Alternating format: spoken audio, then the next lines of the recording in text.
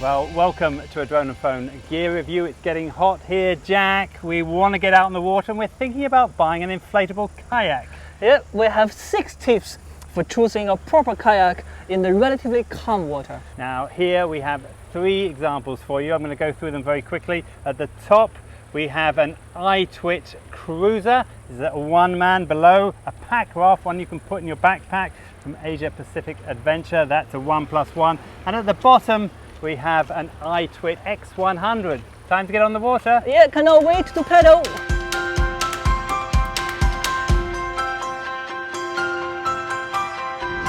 Alright, tip number 1, size and weight. Before buying a kayak, you need to consider how you're going to bring it to the beach, to the river, to the sea. How are you going to take it public transportation or your own car? We got 3 examples here. You can see the iTwit Touring is about 16 kilo.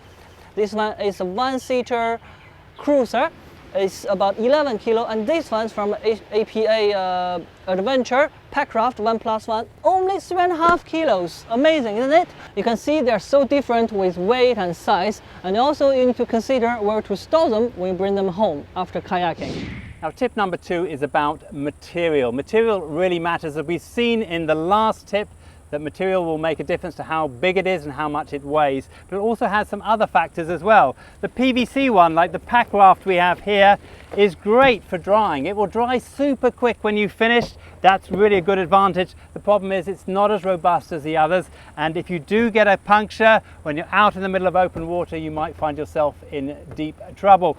Generally speaking though, the more you pay for the PVC, a better grade you'll get and the more robust it will be. Now if you want a bit more security, look at getting a canvas cover. This will make sure it is more secure, but it's going to take a lot longer to dry and it adds significant weight to it as well. Your third option, this is a polyester and polyvinyl. It is reasonably quick to dry, and look inside, we have a drop stitch. This is a new technology that you want to look at if you have a little bit more budget. The drop stitch will effectively give you a hard shell, and you can get a full drop stitch kayak that will actually be the same as a hard shell, but it will pack down. Again, these are significantly more expensive though if you want to go to the very high end. 3 options, it's up to you.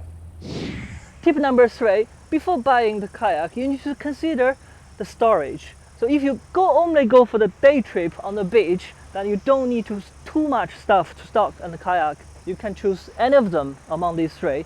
But you want to do multiple days canoeing trip, touring, exploration, you might consider for extra storage. For the 1-seater, if you put your legs in the front, not much space left there, and only a little bit for storage. For the 1+1 pack raft, it's the same. You sit at the back, you put your stuff in the front. Well, a backpack easily. And then the 2-seater, you can put stuff at the back and in the front. You can take off 1 seat to convert it to the 1-seater. Then you have lots of space. But if you travel as 2, then you might consider to get 3-seater for extra space. Now tip number 4 is about tracking. Tracking is effectively just going straight. Now if anyone has tried kayaking before canoeing, you're going to find, if you're not used to it, that your kayak starts to move left and right. Particularly if you stop kayaking, you want to keep going in the direction that you're pointed rather than start drifting left and right. Now there are 3 things that affect this, and you may want to take this into consideration when you buy your inflatable kayak. The first is simply the length of it. The longer it is, like this one here, nice and long, that's going to help it go in a straight line. That's going to help you, whereas a short one, like this one here, is going to struggle a little bit more.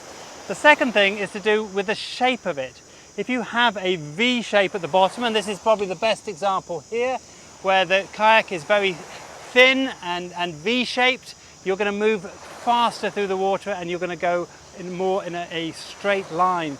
The downside of this is it's going to make it much more unstable. So if you want a very stable kayak, you're worried about tipping over, you want to go for one that is flat and is as wide as possible. One like this, or even one like this, nice and flat and wide. It's not going to help with your tracking, but it's going to make it more stable. Now the last thing is whether you have skegs or not.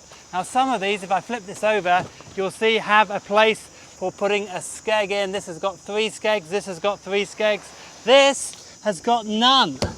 Now the skegs are also going to help you move in a straight line and stop it drifting left and right. This is going to make a huge difference if you're going for long kayaks and you want the easiest, most relaxing experience.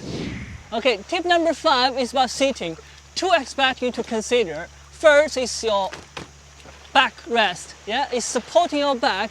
If you go out for a long trip, you will have a proper support. You won't be too tired after the long day paddling. And second one is about where you put your feet. If you have enough leg room, or some of the harsher ones, you can have a foot rest there. Then it's also supporting you for paddling. And neither of them got that. DJ prefers this one for sitting, and this is my favorite. Last but not least, tip number 6. This is self-bailing. You can see where we are here at the moment. We have a few little waves coming in. If you're out on the ocean, it can get quite choppy, or if you're going in white water as well, you may have waves that come over the top of the kayak and start to fill it up. Now, if you are in most of these kayaks, you have no other option than to bail it out manually, but you will find with the advanced kayaks like this one here, you have these little self-bailing. I'm just undoing it here. You have these little holes in the bottom, and that will allow it to come out. There we go. See the hole in the bottom? If I flip it upside down, there we go. You can see the hole is here now. I can unscrew that and the water can just come out naturally, allowing me to get rid of not all, but most of the water. Again, that's going to help you a lot if you're in rough water.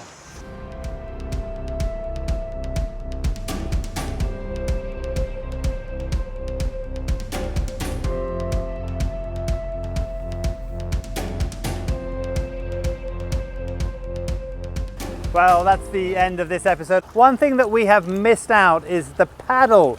We didn't talk anything about it. The paddle is very important, and in fact when we looked at it, technically there's so many things we wanted to talk about. We've decided we're going to do that next week as another episode, part 2 of our inflatable kayak review. We're putting links down below to all of these kayaks if you want to have more information about them or where you can get hold of them. For now, I'm DJ. Remember to like and subscribe our channel to see the next episode. Of course. Your name, please. Jack. And this is Drone and Phone.